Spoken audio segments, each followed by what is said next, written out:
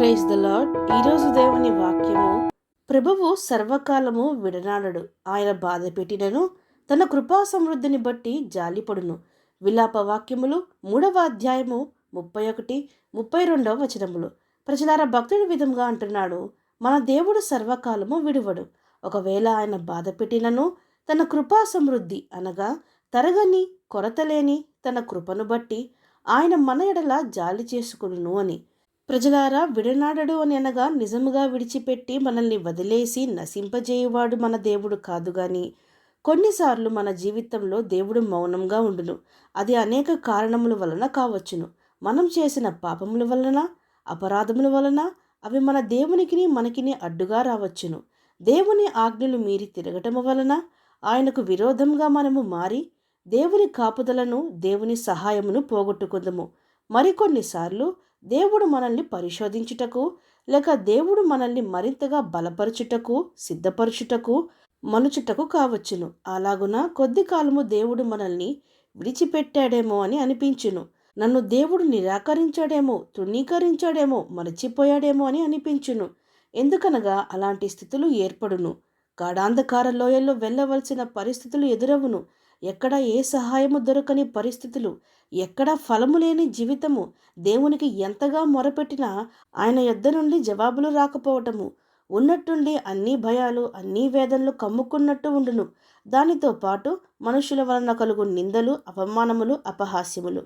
అయితే సమస్తము కోల్పోయినట్లు అనిపించును. మరికొందరి జీవితంలో అన్ని శ్రమలు కాకపోయినా 1-2 విషయంలో కొరత కలిగినప్పుడు, నష్టము కలిగినప్పుడు, దేవుడు మౌనంగా ఉన్నప్పుడు వాటిపైనే హృదయమంతా కృంగిపోతూ ఉండును.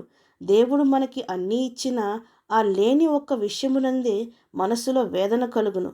మరికొందరు వారి యొక్క పాపం వలన, దుర్మార్గతనం వలన దేవునికి దూరమై సమస్తము నష్టపోయి కోల్పోయి, దేవుడు నన్ను విడిచిపెట్టేశాడేమో, ఇక మా బ్రతుకుల్లో వెలుగు గాని సంతోషం గాని లేదేమోని అనుకుందురు.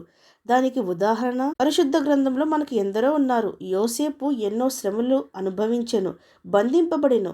యోబు సమస్తము కోల్పోయిను. దావీదు పాపం చేసి దేవునికి దూరమై సమాధానము కోల్పోయిను. ఇజ్రాయేలీలు ప్రజలు ఎన్నో మార్లు తిరుగుబాటు చేసిరి, దేవుని కోపం రేపిరి.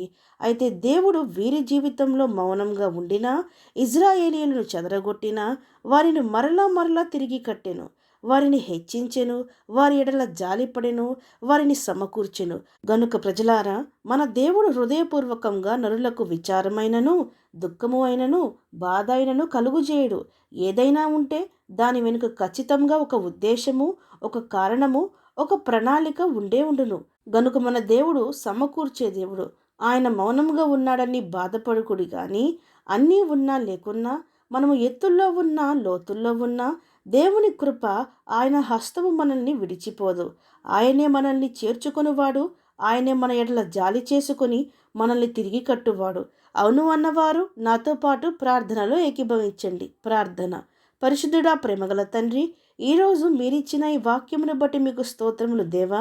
అనేక మార్లు మా దోషముల వల్లనే మీకు దూరమయ్యి అనవసరమైన శ్రమలు తెచ్చుకొని దేవుడు మమ్మను మరచిపోయేను, విడిచిపోయేనని అనుకుంటున్నాం. తండ్రి, మా దేవుడు మమ్మను మరచిపోయే దేవుడు కాడని, విడిచిపోయే దేవుడు కాడని, ఆయనను విడిచి మేము వెళ్ళినా తిరిగి వస్తే మమ్మను చేర్చుకునే దేవుడని, ఒకవేళ ఆయన గాయపరిచినా ఆయనే మరల మా గాయములు తిరిగి కట్టునని మేము విశ్వసించి, దేవుడు మా పట్ల మేలైన తలంపులే గాని హానికరమైన తలంపులు ఆయన కలిగి ఉండలేదని విశ్వసించుటకు మా ప్రతి ఒక్కరికి సహాయము దయచేయమని ప్రార్థిస్తూ, సమస్త మహిమాగాంతలు మీకే చెల్లిస్తూ ప్రభువైన యేసుక్రీస్తు నామం పేరట అడిగి వేడుకొంచున్నాం పరమ తండ్రి. ఆమేన్.